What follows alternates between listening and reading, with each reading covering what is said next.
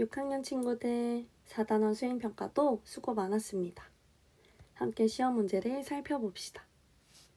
1번의 1번 문제는 문제를 해결하기 위한 비례식을 만드는 문제입니다. 먼저 비례식을 만들기 위해서는 비율이 같은 비 두 개가 필요합니다. 그래서 문제를 읽으면서 먹는 사람의 수와 소면의 양의 비 두 가지를 찾아봅시다.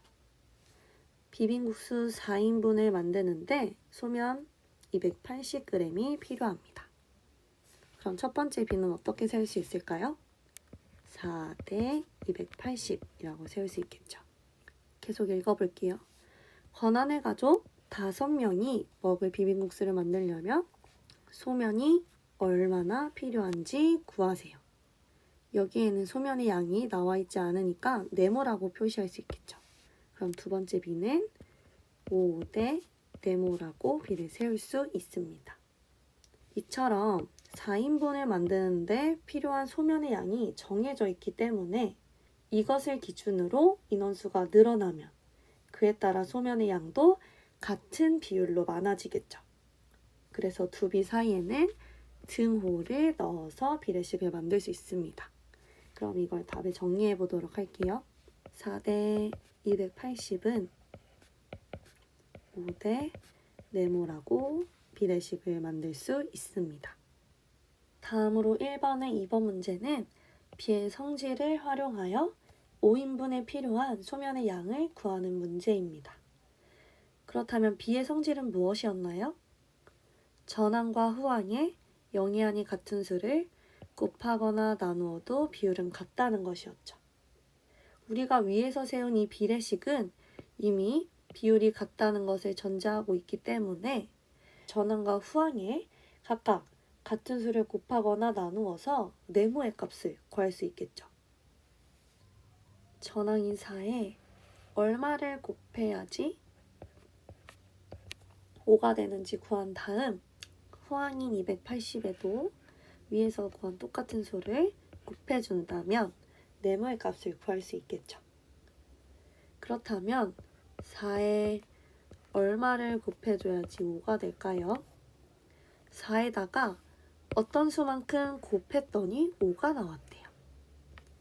그렇다면 5에 아까 곱했던 4를 반대로 어떻게 해주면 이 괄호의 값을 구할 수 있을까요? 맞아요. 곱했던 4를 나눠주면 되겠죠. 그렇다면 괄호 안에 들어갈 숫자는 4분의 5가 됩니다. 그럼 전항에 4분의 5배를 해줬으니 똑같이 후항에도 4분의 5배를 해주면 비빔국수 5명이 먹을 때 필요한 소면의 양을 구할 수 있겠죠. 280에 4분의 5만큼을 곱하면 4로 약분이 되네요. 70.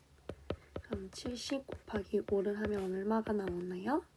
맞습니다. 350이 나옵니다. 따라서 비빔국수 5명이 먹을 때 필요한 소면은 350g이라는 것을 알 수 있습니다. 이 방법 외에도 1번의 비와 2번의 비의 비율을 각각 구한 다음 이 1번 비와 2번 비의 비율이 같다는 성질을 활용해서 네모의 값을 구할 수도 있겠죠. 2번 문제로 넘어가서 이번에 1번 문제를 보면 2번 문제 또한 문제를 해결하기 위한 비례식을 나타내는 문제입니다.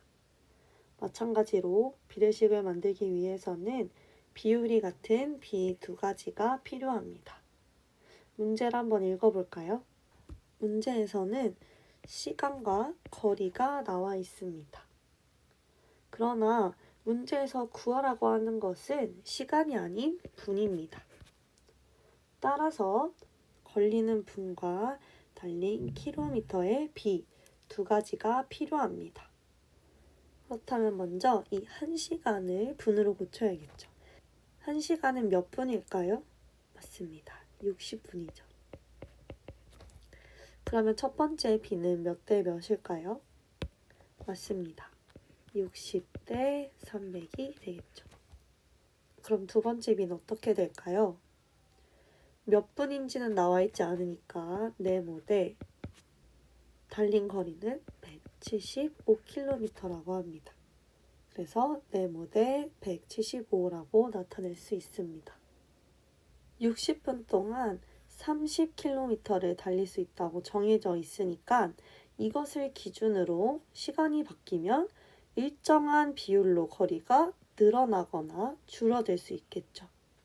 따라서 숫자는 바뀌어도 비율은 같기 때문에 이 두 비 사이에도 등호를 써서 비례식으로 나타낼 수 있습니다. 그럼 답을 정리해 볼까요? 60 대 300은 네모 대 175라고 적을 수 있습니다. 이번에 2번 문제로 넘어가면 이번에는 비례식의 성질을 활용해서 몇 분 안에 175km를 달리는지 구하는 문제입니다. 먼저 비례식의 성질은 무엇이었나요? 외항의 곱과 내항의 곱이 같다는 거죠. 2-1번 비례식에서 외항은 무엇일까요? 맞아요. 밖에 있는 60과 175겠죠. 그럼 내항은 안에 있는 300과 네모입니다. 그럼 외항과 내항의 곱이 같다는 성질을 활용해서 식을 정리해 볼까요? 300 곱하기 네모는 60 곱하기 175가 되겠죠. 그럼 300 곱하기 네모는 얼마일까요? 잠시 화면을 멈추고 계산해 보세요. 계산하면 1500이라는 큰 숫자가 나옵니다. 네모에 300만큼을 곱했더니 1500이라는 숫자가 나왔습니다. 그렇다면 1500이라는 숫자에 아까 곱했던 300을 반대로 뭘 해주면 네모의 값을 구할 수 있을까요? 맞습니다. 300을 곱한 만큼 1500에 300을 나누어 주면 네모의 값을 구할 수 있겠죠. 이 두 수를 나누기에 앞서 숫자가 너무 크기 때문에 각각의 수를 뒤에 0이 2개씩 있으니까 100으로 나눠서 수를 간단하게 해볼게요. 뒤에 있는 0들이 사라지니까 105 나누기 3이 됩니다. 잠시 화면을 멈추고 계산해 보세요. 네모는 얼마가 나왔나요? 맞습니다. 35가 나올 거예요. 그럼 175km를 몇 분 안에 갈 수 있다는 말인가요? 35분 안에 갈 수 있다는 거죠. 3번 문제는 음료수를 레시피대로 제조하는 상황입니다. 그래서 각 재료에 필요한 양을 구하기 위해 해당 사이즈에 맞추어 재료를 비례 배분하는 문제입니다. 그럼 3번의 1번 문제인 아메리카노부터 구해보도록 하겠습니다. 아메리카노는 벤티 사이즈로 전체 양이 590ml입니다. 그리고 물과 에스프레소는 각각 6대4의 비로 들어갑니다. 여기서 6이 의미하는 것은 무엇일까요? 맞아요. 전체를 10개로 묶은 것 중에 6개를 의미하는 거죠. 그럼 4가 의미하는 것은 10개로 묶은 것 중에 4개를 의미하는 거겠죠. 그럼 본격적으로 비례 배분을 해보도록 하겠습니다. 물은 전체 양인 벤티컵의 양 590에서 10분의 6만큼이 필요한 것입니다. 쭉 계산해 볼까요? 590 곱하기 10분의 6은 10으로 분모와 자연수를 약분할 수 있겠죠. 약분해주면 59. 그러면 59 곱하기 6이 되겠네요. 잠시 화면을 멈춰두고 계산해 볼까요? 계산하면 354가 나올 겁니다. 그럼 물은 얼만큼 필요하다는 걸까요? 354ml만큼 필요하다는 거겠죠. 다음으로 에스프레소의 양을 구해보도록 하겠습니다. 전체 양이 590에서 10분의 4만큼이 필요하다는 거겠죠. 계산하면 590 곱하기 10분의 4. 위에처럼 똑같이 약분되니까 결국엔 59 곱하기 4가 되겠네요. 잠시 멈춰서 계산해 볼까요? 계산하면 236이 나올 겁니다. 그럼 에스프레소는 236ml만큼 필요하다는 거겠죠. 이렇게 각각의 재료의 양을 구했다면 여기서 끝나는 게 아니라 검토를 할 수 있습니다. 이 두 재료의 양을 더한 값과 전체 사이즈의 양이 숫자가 똑같다면 비례배분을 옳게 한 거겠죠. 이번에는 미숫가루 라떼를 구해보도록 하겠습니다. 미숫가루는 숏 사이즈로 전체 양이 253입니다. 그리고 두유와 미숫가루는 각각 7대 4의 비로 들어갑니다. 여기서 7이 의미하는 건 뭘까요? 11개로 묶은 것 중에 7개를 의미하는 거겠죠. 그럼 4는 11개로 묶은 것 중에 4만큼을 의미하는 겁니다. 그럼 이제 우리가 방금 구한 것들 가지고 비례배분을 해보도록 할게요. 두유는 전체 양인 253ml에서 11분의 7만큼이 필요합니다. 계산해 볼까요? 253 곱하기 11분의 7은 11로 약분이 되네요. 결국엔 23과 7만 남아서 둘이 곱해주면 얼마일까요? 계산하면 161이라는 숫자가 나올 겁니다. 즉 두유는 161ml만큼이 필요하다는 말이겠죠. 그럼 미숫가루를 볼게요. 미숫가루는 전체 양인 253ml에서 11분의 4만큼이 필요한 거겠죠. 이번에도 쭉 계산해 볼게요. 마찬가지로 중간에서 11로 약분이 됩니다. 그러면 결국엔 23과 4만 남게 되죠. 계산하면 92가 나옵니다. 그래서 미숫가루는 92ml가 필요하다는 것을 알 수 있습니다. 여기까지 계산하셨다면 이 두 재료의 양을 더한 다음 전체 양인 253이 나오는지 검토해 보도록 하세요. 3번 문제 마지막으로 밀크티를 구해보도록 하겠습니다. 밀크티는 톨 사이즈로 전체 양이 360이네요. 그리고 홍차, 우유, 설탕이 각각 5대 4대 1의 비로 들어갑니다. 여기서 의미하는 5는 무엇을 의미할까요? 맞습니다. 전체를 10개로 묶은 것 중에 5만큼을 의미하는 거겠죠. 그럼 4는 전체를 10개로 묶은 것 중에 4만큼, 설탕은 전체를 10개로 묶은 것 중에 1만큼을 의미하는 겁니다. 그럼 밀크티 재료들도 비례배분 해봅시다. 홍차는 전체 양 360에서 10분의 5만큼 필요하다는 거겠죠. 계산해볼까요? 60 곱하기 10분의 5는 중간 과정에서 10으로 약분이 되네요. 그럼 결국엔 36과 5만 남게 됩니다. 계산해볼까요? 180이 나옵니다. 그럼 홍차는 180ml만큼 필요하다는 거겠죠. 우유도 비례배분 해볼게요. 전체 양인 360에서 10분의 4만큼 필요합니다. 계산하면 위에처럼 중간 과정에서 약분이 되고 결국엔 36 곱하기 4가 되겠네요. 계산하면 144가 나옵니다. 즉 144ml가 필요하다는 것을 알 수 있습니다. 보너스 문제를 풀지 않고 여기까지만 문제를 푼 친구들도 있는데 여기까지만 문제를 푼 친구들은 검토를 할 수 있을까요? 검토를 할 수 없겠죠. 왜냐하면 우리가 나눠 가진 재료는 3개인데 2개만 구했기 때문에 이 2개를 더했다고 전체 양인 360이 나올 수가 없겠죠.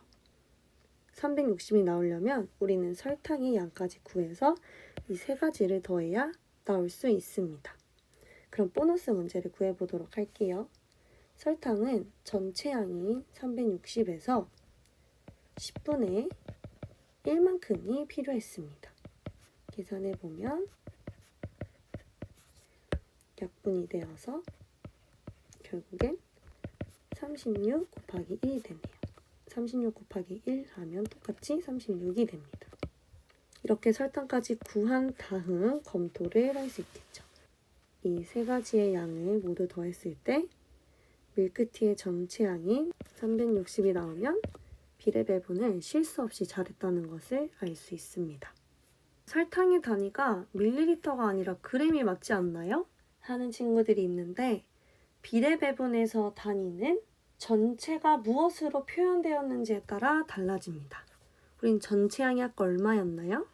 그램이 아니라 360ml였죠. 그래서 설탕의 단위는 무게의 그램이 아니라 얼만큼 담을 수 있는가를 나타내는 드리의 단위 밀리리터를 사용해 주셔야 합니다. 이제 4번 문제를 보도록 하겠습니다. 가회사와 나회사가 각각 35억과 55억을 아프리카에 있는 카카오 농장에 투자했다고 합니다. 그리고 그 투자를 통해서 162억의 수익을 얻었다고 하는데요. 그래서 이 수익을 가회사와 나회사가 투자한 금액의 비를 가지고 비례 배분하라고 했습니다. 그런데 본격적으로 비례 배분하기에 앞서 먼저 가회사와 나회사가 투자한 금액의 비를 간단한 자연수의 비로 나타내도록 하겠습니다. 비의 숫자가 어렵거나 너무 크면 나중에 비례 배분할 때 계산에 어려움이 있겠죠.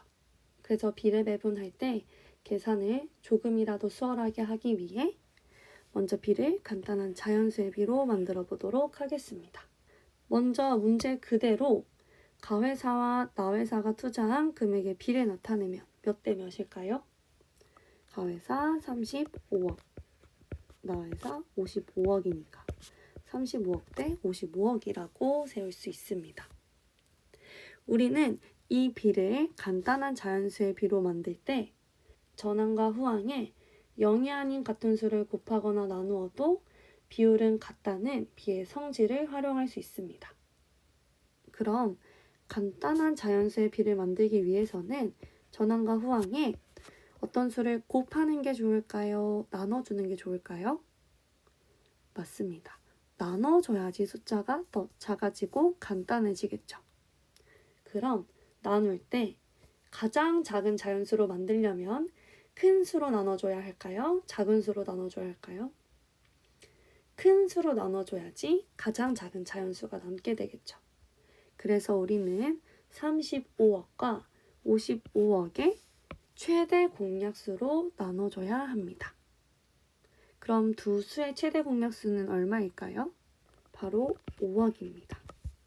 그럼 이 5억을 가지고 전항과 후항을 각각 나누어주면 어떻게 될까요? 35억 나누기 5억은 7이 되겠죠. 7억이 아니겠죠. 왜냐하면 우리가 나눈 건 5억이니까. 그럼 55억 나누기 5억은 11이 남습니다.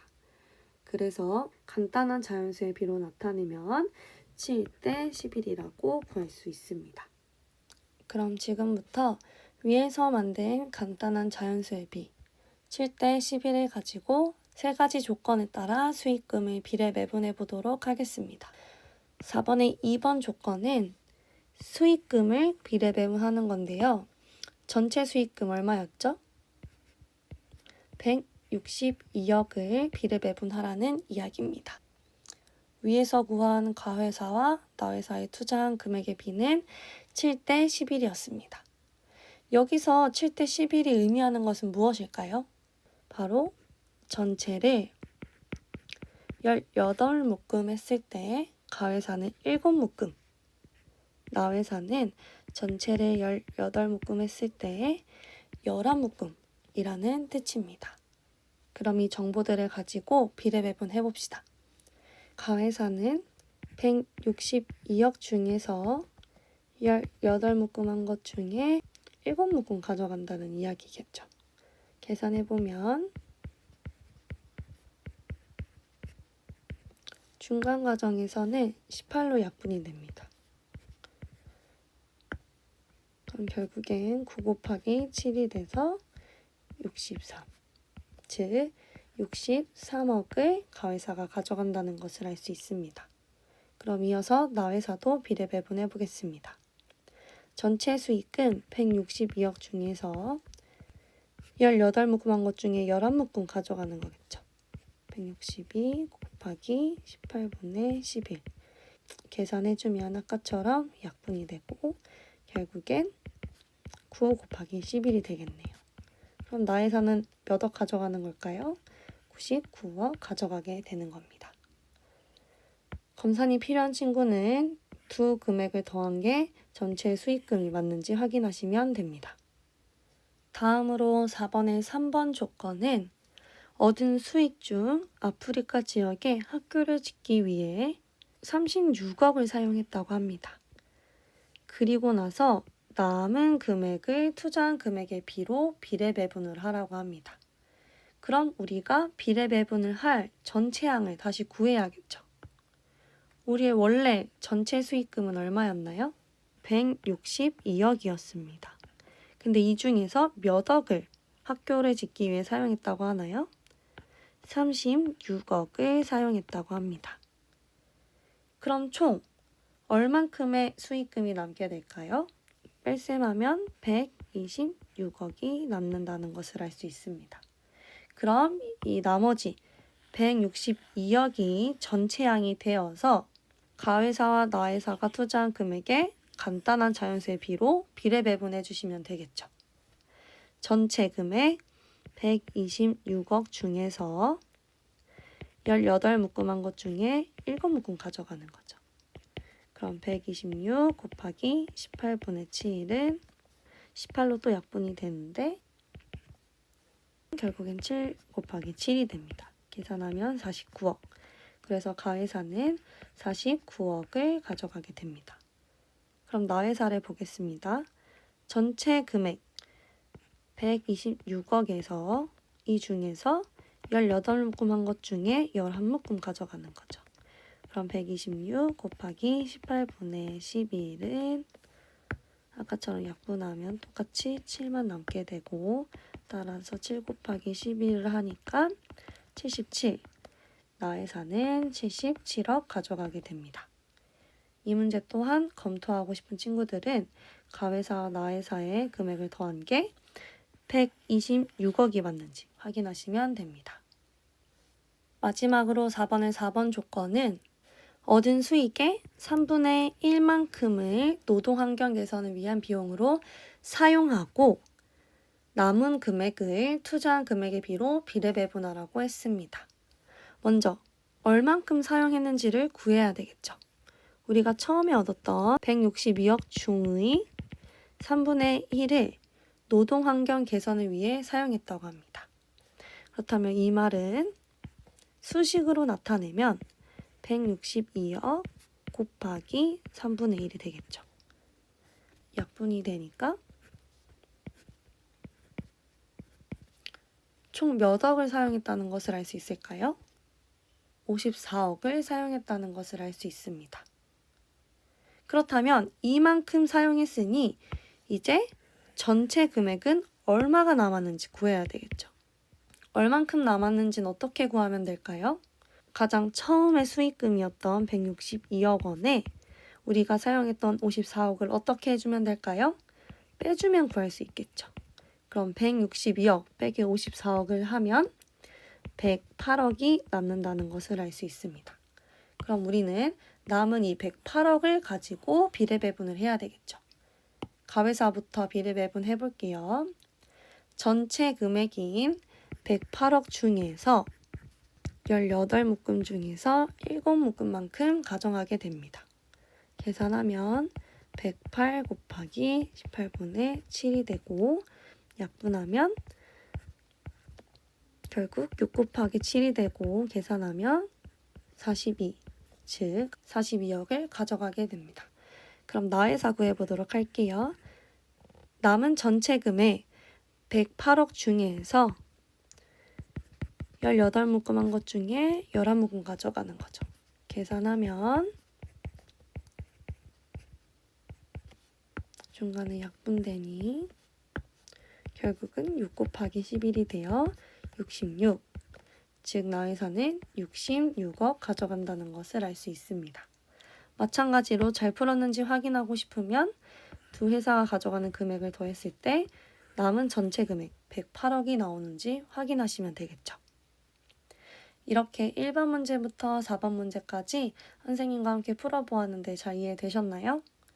질문이 있는 친구는 선생님에게 메일을 주시고 이 영상을 보면서 오답 노트와 재시험 준비를 잘 해오도록 합니다.